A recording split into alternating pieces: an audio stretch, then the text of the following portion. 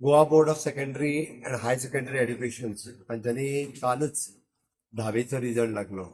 सगळ्यात पयली 94.51% approximately result लागला.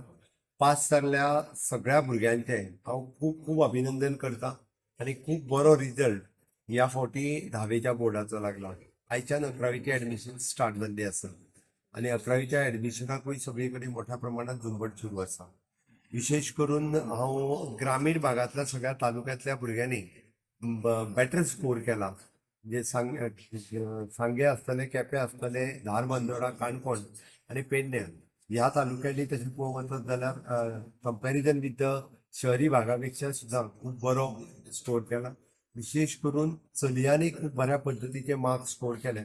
त्या सगळ्यांचे हांव खूब खूब मना पासून अभिनंदन करता.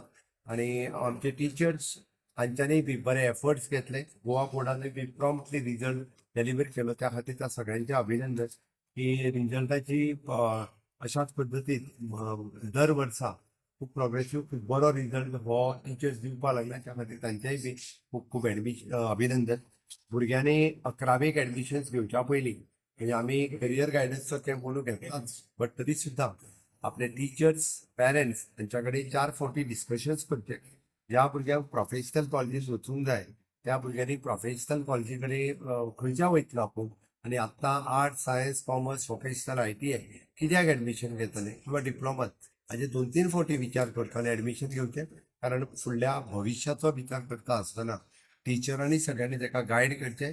जे 10वीतल्या स्कुलांच्या टिचरांनी करचें आनी हाय सेकंडरीच्या टिचरांनी फक्त भुरगे जाय म्हणून भुरग्यांची भरती करची न्ही, ताका प्रॉपर गायड करून ताका एडमिशन्स करची ही म्हजी सगळ्या जाणांक सुचोवणूक. देव बरें करूं.